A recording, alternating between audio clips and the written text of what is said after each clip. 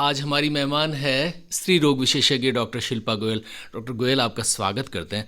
Doctor Goyal, महिलाओं के साथ एक जिसे वरदान कहते हैं, यानी वो माँ बनती है, वो उनका वरदान है, लेकिन उसके साथ हर महीने उन्हें एक माहवारी नाम की चीज़ होती है। उसके साथ जुड़ी बहुत सारी चीज़ें और बहुत सारी समस्याएं होती हैं। बताएं कि इस माहवारी के दौरान महिलाओं को ख़ास क्या क्या समस्याएं होती हैं? जी जी, नमस्कार। जैसे कि हम सब जानते हैं कि एक महिला होने का जो इम्पोर्टेंस है, और उसको हम तब संपूर्ण मानते हैं कि जब वो अपना पूरा लाइफ साइकिल में मेंसेस में होती है, फिर प्रेग्नेंट होते हैं, तो वो सारी इनकी एक पार्ट ऑफ लाइफ है एक फीमेल का। तो माहवारी होना उतना ही इम्पॉर्टेंट है जितना कि किसी का भी सामान्य होना। तो it is a part of life. जब पर इससे जुड़ी हुई बहुत सारी समस्याएं हैं, जैसे कि जब मैं बात करूंगी यंग एडोलेसेंट्स गर्ल की, अभी जब उनको पीरियड आने स्टार्ट होते हैं तो हम लोग देखते हैं कि उनमें कई बच्चों में बहुत सारी समस्याएं आती हैं। जैसे कि किसी किसी को एक्सेसिव पेन होता है, इरेगुलर मेंसेस रहते हैं, बहुत जल्दी जल्दी आने लगते हैं या बहुत लेट लेट आते हैं। उनकी लाइफ कुछ हद तक कभी कभी इतना सीवियर हो जाता है कि उनकी जो डे टू डे लाइफ है वो अफेक्ट होने लगती है। उनका स्कूल जाना या पढ़ाई करना या उनका जो डेली रूटीन है या जो गेम्स हैं वो अफेक्ट होने लगते हैं। तो डेफिनेटली जब ऐसी प्रॉब्लम आने लगती है तो डॉक्टर से कंसल्ट करना बहुत इम्पॉर्टेंट होता है। मैनी ए टाइम्स ये नॉर्मल होता है, हमें बस कुछ मेडिकेशन से या कुछ सप्लीमेंटेशन से या कुछ डाइटरी एडवाइस से या कुछ लाइफस्टाइल मॉडिफिकेशन से ये चीज़ें ठीक हो सकती हैं। बट कभी कभी कुछ प्रॉब्लम अंडरलाइंग समस्याएं हो सकती हैं जिसका कि समाधान दवाओं या प्रॉपर ट्रीटमेंट के द्वारा हो सकता है। तो इम्पॉर्टेंट है कि हम इस चीज़ों को इग्नोर ना करें, टाइम पे डॉक्टर से कंसल्ट करें और देखें कि क्या प्रॉब्लम है, उसका सोल्यूशन क्या है। मोस्ट कॉमनली हम लोग देखते हैं कि जब पीरियड्स आने शुरू होते हैं बच्चों में, एज वेरी कर सकता है। पहले देखते थे 13-14 साल में आते थे, अब आजकल 9-10 साल में भी पीरियड्स आने शुरू हो गए हैं। डेफिनेटली खान पान का रोल है, लाइफस्टाइल का रोल है, तो इस वजह से कुछ हार्मोनल चेंजेस हैं जो जल्दी आने लग गए हैं। हम लोग नॉर्मली ये देखते हैं कि जब पीरियड्स आने शुरू होते हैं तो वो इरेगुलर रहते हैं। सेम अप्लाई होता है जब पीरियड जाना होता है। तो वो जो एक्सट्रीम्स ऑफ एज है, मतलब जो यंग एडोलेसेंस हैं और जो पेरीमेनोपॉजल हैं, उनमें दोनों में ये समस्याएं कॉमनली देखी जाती हैं। डॉक्टर गोयल, थोड़ी सी बात हमारी बेटियों की करते हैं, जी, ख़ास तौर पे बच्चियों की। बिल्कुल। बच्चियां जब उन्हें पहली बार ये एहसास होता है तो ये थोड़ा सा कैसे उनके लिए होता है, क्योंकि एक तरह से इसका बहुत मनोवैज्ञानिक प्रभाव भी बच्चियों पर पड़ता है, और जी, ख़ास तौर पर तब जब उनके पास माँ से शेयर करने के लिए ये बात हो। कई दफ़े बहुत सारी बच्चियां इतनी शर्मीली होती हैं कि माँ से भी इस तरह की बातें बताती हैं ना बताती हैं। स्कूल जा रही है बच्ची, तो जी, ये बहुत सारी समस्याएं मनोवैज्ञानिक भी और दूसरी उनके साथ आती है जब पहली बार उन्हें इस दौर से गुजरना पड़ता है। उन्हें क्या सुझाव देंगी? जी। देखिए, जब पीरियड्स आने शुरू होते हैं तो डेफिनेटली हार्मोनल चेंजेस आते हैं। आपने सही बोला, मनोवैज्ञानिक, क्योंकि वो अभी तक इस चीज़ के कस्टम नहीं थे, तो उनके लिए बिल्कुल नई चीज़ है और उनकी डे टू डे लाइफस्टाइल में वो अफेक्ट कर रही है। तो सबसे पहले माँओं का, जो इनकी बड़ी बहनें हैं, हमारा ये कर्तव्य है कि उनको थोड़ा प्राइम कर दें, उनको इस चीज़ के लिए नॉलेज दे दें कि ये एक नॉर्मल चीज़ है, कोई समस्या नहीं है। आजकल बच्चों के पास बहुत सारा इंटरनेट एक्सेस है, तो उनको वो सही चीज़ें, सही जानकारी मिलनी चाहिए जिससे कि वो उसको सही तरीके से लें। वो बहुत इम्पॉर्टेंट है, थोड़ी सी बात करते हैं उसको वो ग्रामीण अंचल प्रॉब्लम ना की। समझें। जी, ग्रामीण अंचल में ख़ास तौर पर जी आपने देखा होगा बच्चियों के पास आवश्यक कपड़े भी नहीं होते। ऐसे जी, में मेंस्ट्रुअल वे क्या करें? हाइजीन का बहुत इम्पोर्टेंस है। देखिए, आजकल बहुत सारे एनजीओज़ भी काम कर रहे हैं इस चीज़ के लिए, अवेयरनेस के लिए। बहुत डॉक्टर्स भी समय समय पे देते हैं। मैं खुद कई टॉक्स पे जा चुकी हूँ, कॉलेजेस में, स्कूल्स में, मेंस्ट्रुअल हाइजीन का इम्पोर्टेंस समझाने के लिए। और जहाँ तक कि जो बच्चे, जो लड़कियाँ कॉलेज जा रही हैं, वो सब इस चीज़ को कुछ हद तक मैंने देखा कि वो समझती हैं। तो इवन इफ़ एक्सेस नहीं है तो वो जो उनके अवेलेबल, लोकली अवेलेबल रिसोर्सेज हैं, उसमें किस तरह उस चीज़ को यूटिलाइज़ किया जाए, वो ले सकते हैं, मतलब वो हो सकता है। तो एक परेशानी इम्पोर्टेंस जी, ये नहीं है कि एक्सेस नहीं है, इम्पोर्टेंस ये है कि आपको नॉलेज होना चाहिए। जी एक परेशानी आपने खुद ने महसूस की होगी कि ग्रामीण अंचल में सरकार के स्तर पर बहुत सारे कार्य हुए। जी सरकार के स्तर पर ये तक हो गया है कि स्कूल्स में अब फ्री सैनिटरी पैड्स बिल्कुल पड़े रहते हैं, यानी जी कोई भी बच्ची हाँ चाहे हाँ उसे हाँ उठा सकती है, निःशुल्क है। बिल्कुल और अस्पतालों या आंगनवाड़ी केंद्रों पर भी ये निःशुल्क मिलते हैं। जी लेकिन उसके साथ दिक्कत ये आती है कि गांव गांव की बच्चियां इन्हें ले नहीं पाती, इनका उपयोग नहीं कर पाती। जी कुछ हद तक मेंटल हेजिटेशन हो सकता है कि वो अपने आप को बताना नहीं चाहती, तो हमें अपने बच्चों को ये एजुकेट करने की ज़रूरत है कि ये कोई एबनॉर्मल चीज़ नहीं है, ये बिल्कुल नॉर्मल है, ये इम्पॉर्टेंट है, पीरियड्स आने इम्पॉर्टेंट है, ये नॉर्मल चीज़ है। तो अगर उनके दिमाग में ये चीज़ क्लियर हो जाएगी कि ये चीज़ नॉर्मल है, एबनॉर्मल नहीं है, तो वो हेजिटेशन या जो हिचक है या जो उसको वो टैबू समझते हैं, तो वो ख़त्म हो जाएगा। एक चीज़ जिसका हवाला आया था और वो बहुत महत्वपूर्ण है, जिसे हम मेंस्ट्रुअल हाइजीन कहते हैं। जी डॉक्टर गोयल, ये बहुत महत्वपूर्ण चीज़ है, इसके जी बारे में थोड़ा सा प्रकाश डालें। देखिए, मेंस्ट्रुअल हाइजीन बस सिंपली ये कि ड्यूरिंग मेंसेस हमें किस तरह का सावधानियां बरतनी चाहिए जिससे कि कोई लॉन्ग टर्म इन्फेक्शंस ना हो। पहले के टाइम में आपने देखा होगा ना, हमारे घरों में पीरियड्स आए तो वो अलग कर देते थे, अलग सुलाते थे। बहुत सारे घरों में बहुत अभी सारे भी वो होता है चीज़ें जी। थी। बेसिकली देखिए, ऐसा कुछ नहीं है कि मेंसेस हो गए तो आप में कुछ प्रॉब्लम हो गया। This is just a normal thing.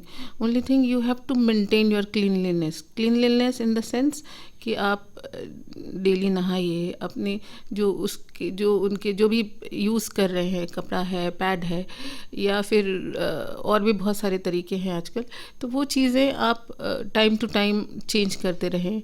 अपने पर्सनल हाइजीन का ध्यान रखें, प्रॉपर रेस्ट लें, लिक्विड डाइट प्रॉपर लें। ये सिर्फ सिंपल इम्पॉर्टेंट टिप्स हैं जिससे के द्वारा आप लॉन्ग टर्म इन्फेक्शंस या कॉम्प्लिकेशन से बच सकते हैं। डॉक्टर गोयल, थोड़ी सी बात करते हैं सैनिटरी पैड्स की। जी इसका डिस्पोज ऑफ, ये भी एक बहुत बड़ी समस्या है। जी और बहुत सारे पर्यावरणविद कहते हैं कि चूंकि इनमें प्लास्टिक और बहुत सारी चीज़ें होती है, तो बिल्कुल इनका डिस्पोजल भी ठीक ढंग से होना चाहिए। और चूंकि मेडिकल डिस्पोजल ये तो हर घर में होता नहीं, होता नहीं, तो ये पॉसिबल नहीं। समस्या भी है। जी सैनिटरी पैड्स के डिस्पोजल के लिए आप क्या सुझाव देंगे? आपने बहुत अच्छी बात की। मैं आजकल बहुत सारे रिवोल्यूशनरी प्रोडक्ट्स हैं मार्केट में जो कि एनवायरनमेंट फ्रेंडली हैं। मैंने एक सेमिनार भी अटेंड किया था जिसमें उन्होंने बायोडिग्रेडेबल सैनिटरी पैड्स लाए हुए हैं जो कि एनवायरनमेंट फ्रेंडली हैं। सो उससे वो एक बर्डन टू अर्थ या बर्डन टू एनवायरनमेंट नहीं होता। दूसरी चीज़, बहुत सारे जो मैरिड और ऐसी एज ग्रुप की महिलाएं एक मेंस्ट्रुअल कप जिसको हम बोलते हैं, वो भी हम लोग बहुत प्रमोट करा एज अ डॉक्टर ऑल्सो, क्योंकि एक चीज़ है एनवायरनमेंट फ्रेंडली है, दूसरा इजी टू यूज़ है, तीसरा जो वर्किंग वुमेन है या जो स्पोर्ट्स में है उनके लिए बहुत बड़ा बून है। तो ये कुछ चीज़ें हैं जिसके लिए हमें सब जानकारी होना ज़रूरी है। अगर आपके पास जानकारी नहीं है तो इंटरनेट के द्वारा या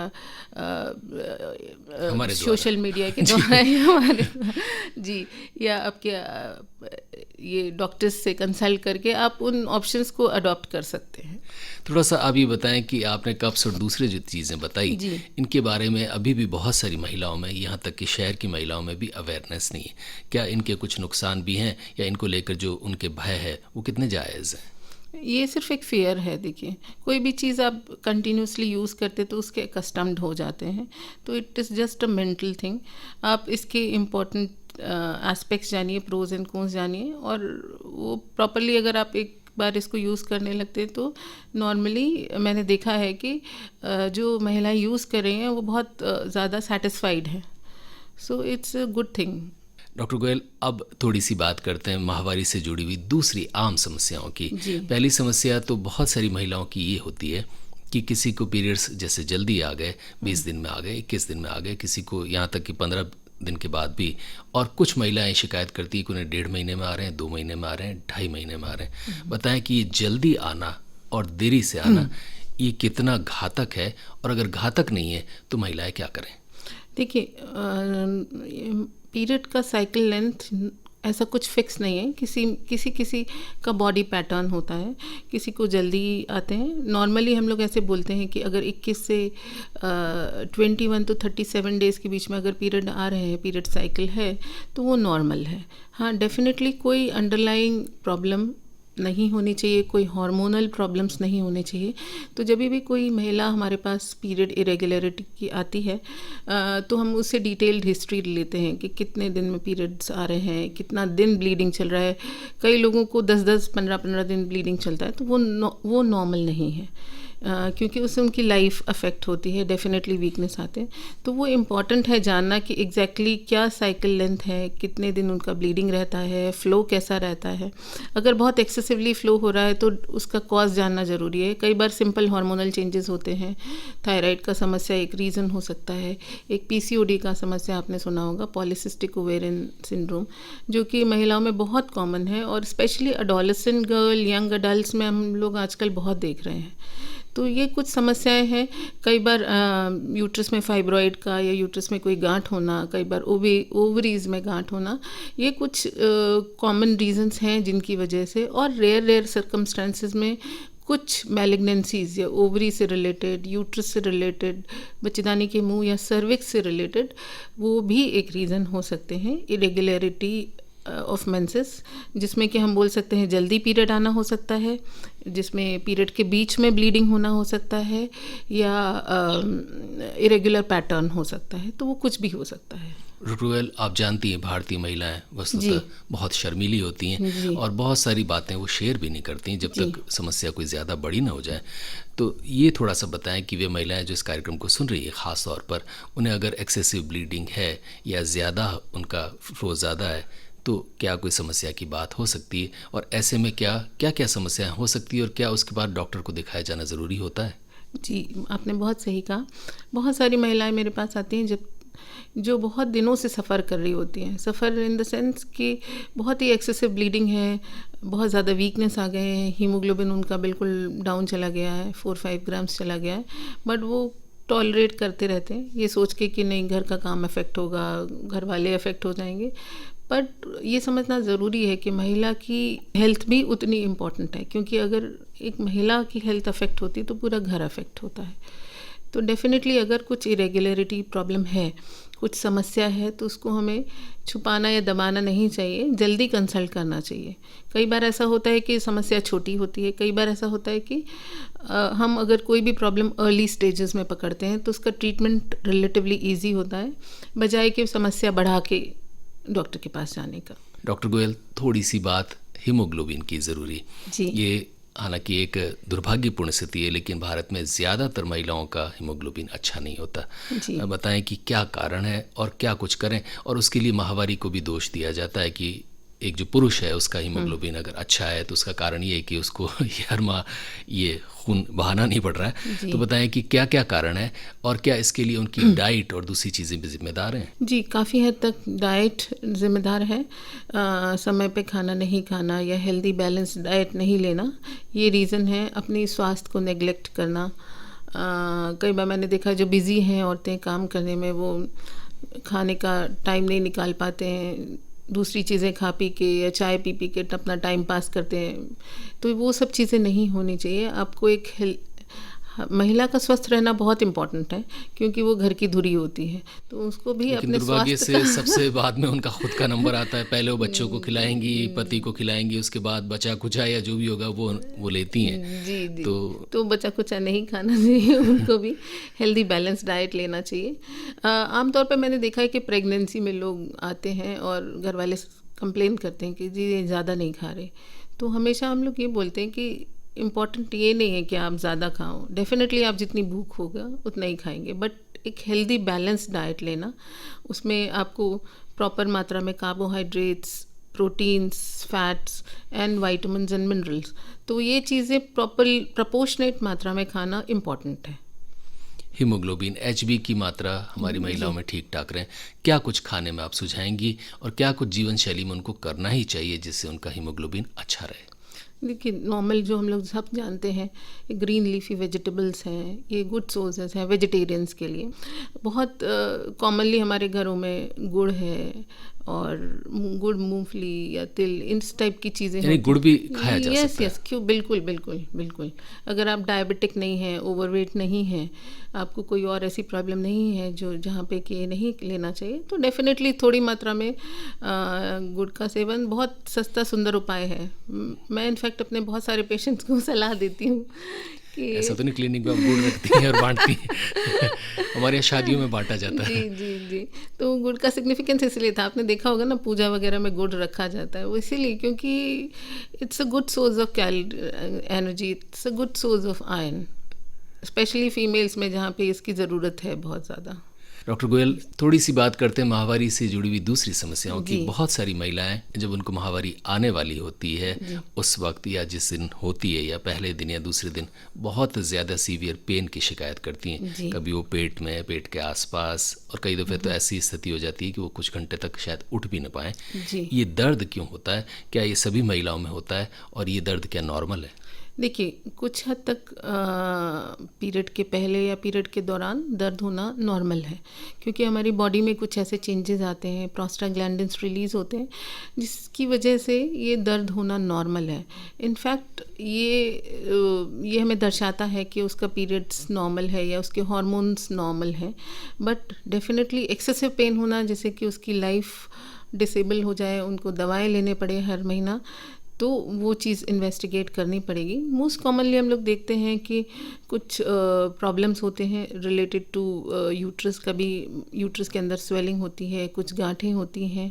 कई बार एक कॉमन समस्या देखी जाती है जिसको हम लोग एंडोमेट्रियोसिस बोलते हैं, जिसमें कि यूट्रस के आसपास, यूट्रस के अंदर एंड ओवरीज में कुछ सिस्ट या चॉकलेट सिस्ट जिसको बोलते हैं, वो आ जाती है। तो डेफिनेटली अगर इतना प्रॉब्लम है कि आपको दवाई लेनी पड़ रही है, आपकी लाइफ अफेक्ट हो रही है उस पेन से, तो आपको डॉक्टर से चेकअप कराना बहुत इम्पॉर्टेंट है। रूल आउट करना ज़रूरी है कि कोई अंडरलाइंग प्रॉब्लम नहीं है। ये सिस्ट क्या होता है और ये किसी महिला को कैसे पता चले कि उसके अंदर गर्भाशय में ये है या नहीं? देखिए, सिस्ट मतलब एक गांठ होता है।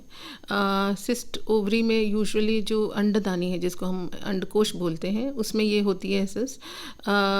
मोस्ट कॉमनली हम लोग इसको डिवाइड करते हैं benign and malignant. Benign means non cancerous and malignant means cancerous. तो सबसे पहले कोई भी एज की महिला जब हमारे पास आती है, जो प्राइमरी इन्वेस्टिगेशंस होता है उसका हिस्ट्री लेते हैं, इसको एग्जामिन करते हैं।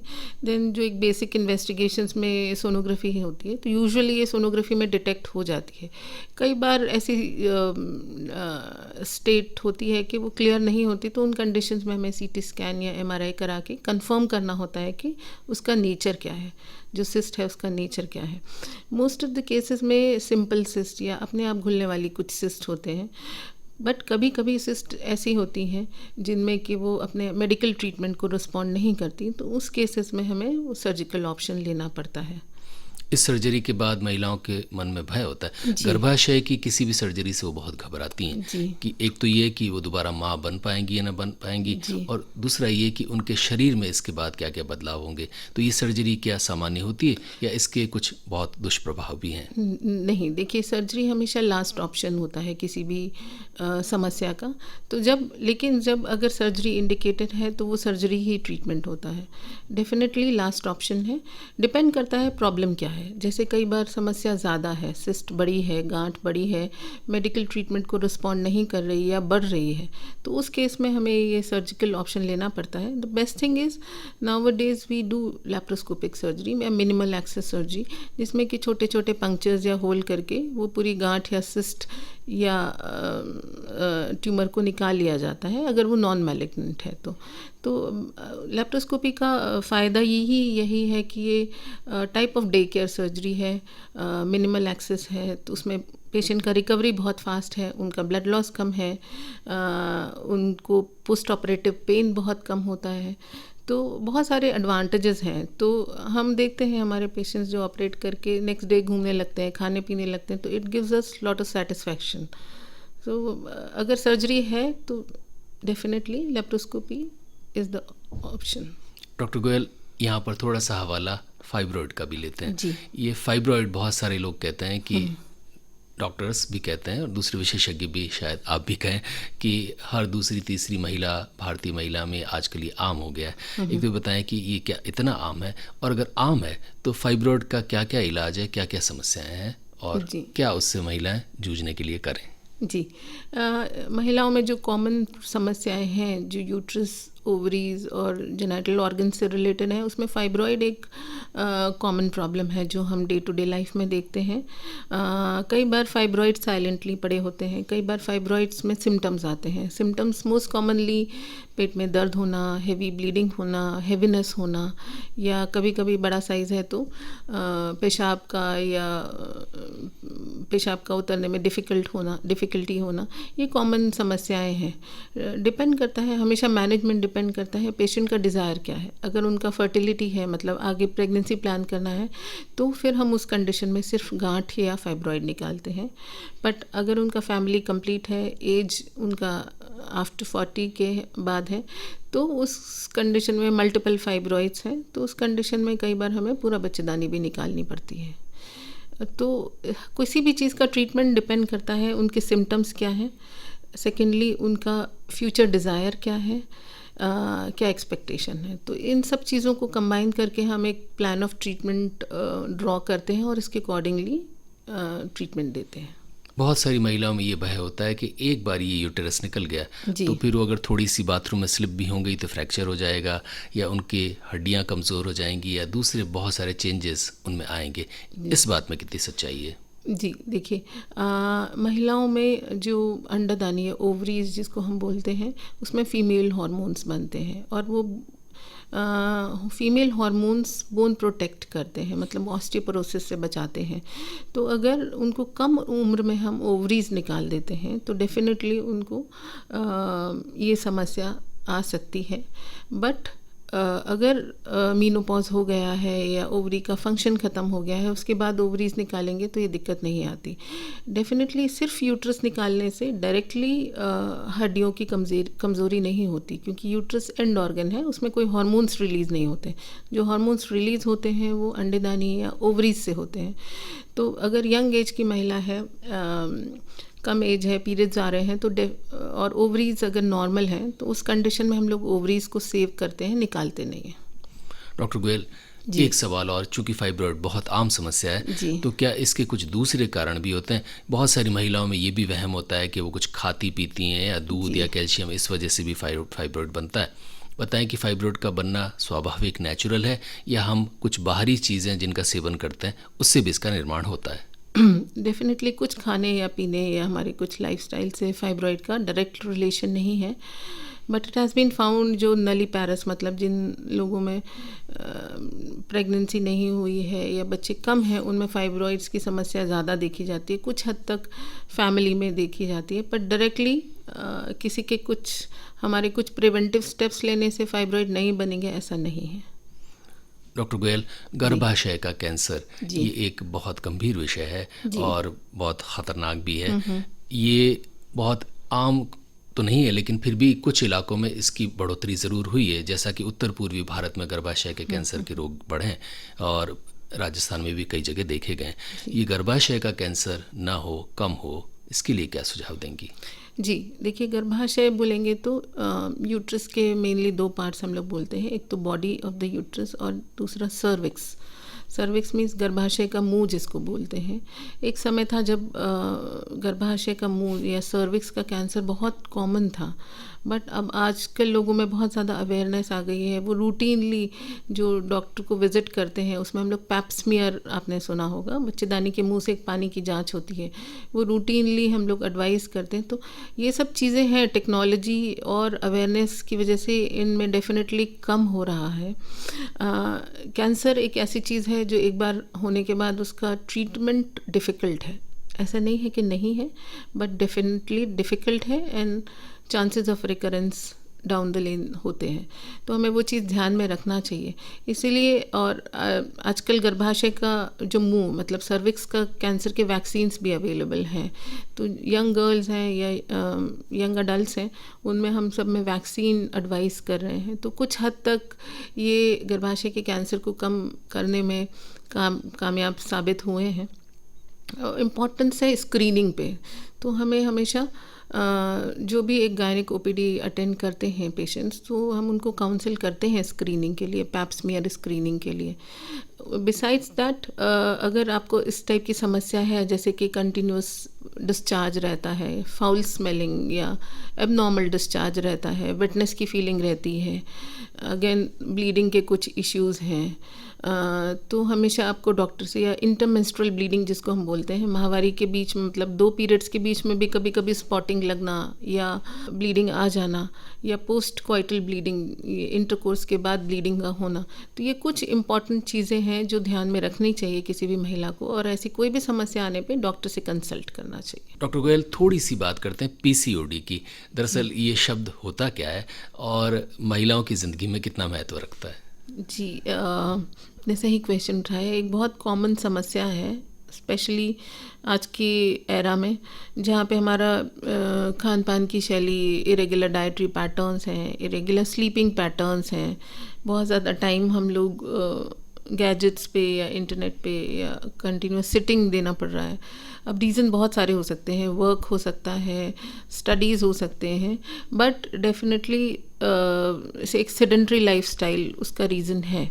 तो ये सारी पीसीओडी एक एक्चुअली मल्टी सिस्टम डिसऑर्डर है which affects our all the system. Important ये है जानना कि रीज़न क्या है। कुछ हद तक जेनेटिक है, बहुत इम्पॉर्टेंट है लाइफस्टाइल, जैसे कि खान पान में और आपकी डाइट जो आपका पैटर्न है उसमें बदलाव करना, और आपकी day to day activity which is very important. तो ये सारी चीज़ें कंबाइन करके वो पीसीओडी का प्रॉब्लम देता है। इसमें नॉर्मली हम लोग देखते हैं यंग एडल्ट्स, एडोलेसेंट्स और रिप्रोडक्टिव एज ग्रुप के पेशेंट्स आते हैं, जिनमें कॉमनली समस्याएं होती हैं वेट गेन। बोलते हैं खाना ज़रा सा खाते हैं लेकिन वज़न बहुत ज़्यादा बढ़ रहा है, हेयर फॉल का समस्या होता है, फेस पे एक्ने आते हैं, एबनॉर्मल हेयर ग्रोथ होता है, चिन पे है, नेक पे है, फेस पे abnormal hair growth, male pattern baldness, मतलब जिस तरह आदमियों के हेयर्स जाते हैं उस तरह इनके हेयर्स जाते हैं।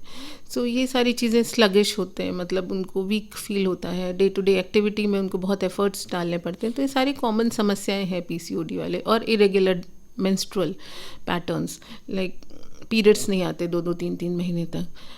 कभी कभी पीसीओडी में इनफर्टिलिटी का समस्या, मतलब कंसीव ना करने का प्रॉब्लम भी कॉमनली देखा जाता है। ये जो आपने पीरियड्स की बात की और इरेगुलर पीरियड्स की बात की, इससे जुड़ी हुई एक चीज़ और है कि बहुत सारी महिलाओं में ये समस्या पीरियड्स की तो रहती है, लेकिन उसको कहीं किसी दूसरे रोग से भी जोड़कर देखा जा सकता है। यानी किसी महिलाओं में अगर कोई दूसरी समस्या, पीरियड जल्दी आ रहे हैं, देरी से आ रहे हैं या ब्लीडिंग हो रही, तो ऐसा तो नहीं ये डायबिटीज़ या किसी दूसरे रोग का संकेत हो। यानी महिलाओं के पीरियड्स में इरेगुलरिटी कभी अपरोक्ष या परोक्ष रूप से किसी दूसरे रोग की तरफ तो इशारा नहीं करते? कुछ हद तक कर सकते हैं जी। इंटरेस्टिंगली पीसीओडी भी देखा जाए तो आपको प्रोन करता है लेटर स्टेजेस में डायबिटीज़ के लिए। तो जो भी पीसीओडी के पेशेंट्स आते हैं उनको हम डायबिटीज़ के लिए स्क्रीन करते हैं कि वो कितना डायबिटीज़ लेटर स्टेजेस में या एट प्रेजेंट में उनके अंदर कितना रिस्क है या चांसेस हैं शुगर होने का। कुछ जैसे थायराइड की समस्या से भी रेगुलरिटी ऑफ पीरियड हो सकते हैं। तो ये कॉमन हार्मोनल इश्यूज़ हैं जिसमें पीरियड का इरेगुलरिटी हो सकता है। आप रेडियो लेक्सिटी के साथ हैं और रेडियो लेक्सिटी के साथ है डॉक्टर शिल्पा गोयल, स्त्री रोग विशेषज्ञ। डॉक्टर गोयल, जाते जाते संक्षेप में तमाम महिलाओं को और ख़ास तौर पर बच्चियों को उनका मेंस्ट्रुअल हाइजीन अच्छा रहे और माहवारी को लेकर उनको कोई समस्या तो नहीं है, इसका भी उन्हें पता चल जाए, क्या सुझाव देंगी, क्या बताएंगी? जी हाँ, जैसे अपन अभी तक बात कर रहे थे, बहुत हद तक समस्याएं हैं लाइफस्टाइल से। तो definitely lifestyle modification first treatment है, इरेगुलरिटी ऑफ मेंसेस का या कोई हार्मोनल इम्बैलेंसेस का एंड पीसीओडी का भी। तो डेफिनेटली हम लोग उनको first line of treatment lifestyle modification means उनको थोड़ा एक्टिविटी करना, करीब रफली 30 to 40 मिनट्स ऑफ और योगा ये और एक्टिविटी एक्सरसाइज घर किसी भी वाली फॉर्म घर का काम उसमें शामिल नहीं है, यानी वो किचन में जो काम कर रही हैं, झाड़ू पोछा कर रही है, वो इस एक्टिविटी में नहीं आएगा। वो कुछ हद तक है, डेफिनेटली है, बट आजकल मैंने देखा है कि बहुत किचन के काम और जो झाड़ू पोछे वो भी सब डंडे वाले करते हैं, तो वो उस टाइप का विग्रस एक्टिविटी नहीं रह गया। तो बेटर है कि आप 30 to 40 मिनट्स आप अपने लिए निकालें, किसी भी फॉर्म ऑफ हो सकता है, वॉकिंग हो सकता है, योगा हो सकता है, एरोबिक्स हो सकता है, कोई भी एक्टिविटी। हफ्ते में 5 दिन उतना। डेफिनेटली टाइम पे सोना और टाइम पे उठना, it also plays a very important role. Dietary pattern change करना, तो more of a carbohydrate low carb diet वो लेना, फाइबर्स अच्छे से लेना, प्रोटीन की मात्रा बराबर लेना, वो एंड इक्वल प्रॉपर क्वांटिटी में water intake is also important, जो हम बहुत इग्नोर कर देते हैं। तो सही टाइम पे और बराबर लिक्विड इनटेक लेना वो भी बहुत इम्पॉर्टेंट है। तो first step definitely lifestyle modification है। सेकंड, अगर वो रिस्पॉन्ड नहीं करते तो कुछ मेडिकेशंस हैं जो कि शॉर्ट टर्म भी हो सकते हैं, लॉन्ग टर्म भी हो सकते हैं, depending on the severity. And also mental stress कम करना, ये भी आजकल की लाइफस्टाइल ये इसमें देखा जाता है कि mental stress also plays a very important role. तो मेंटल स्ट्रेस को काबू में करना। हमने अब तक शरीर की तो बात की, मन की बात नहीं की। बहुत सारी जो महिलाएं हैं वे भी, और उनके ख़ास तौर पर उनके घर वाले शिकायत करते हैं कि हो सकता है कि माहवारी से रिलेटेड उनके मूड स्विंग होते हों। बताएं कि ये बात कितनी सही है, और मूड स्विंग हो तो क्या वे गुस्सा करें या ना करें? जी, इसको हम लोग PMS बोलते हैं, प्री मेंस्ट्रुअल सिंड्रोम। तो कुछ महिलाएं हैं जिनमें कि पीरियड्स आने से पहले चिड़चिड़ाहटपन, इरिटेबिलिटी, स्लीपलेसनेस और मूड स्विंग्स होते हैं। रीज़न सेम है, वही लाइफस्टाइल मॉडिफिकेशन हम करके उसको कंट्रोल में कर सकते हैं। उनके फैमिली वालों को भुगतना पड़ता है तो ये चीज़ मान के चलनी चाहिए कि नॉर्मल है। जी, डॉक्टर शिल्पा गोयल, आपका हृदय से आभार।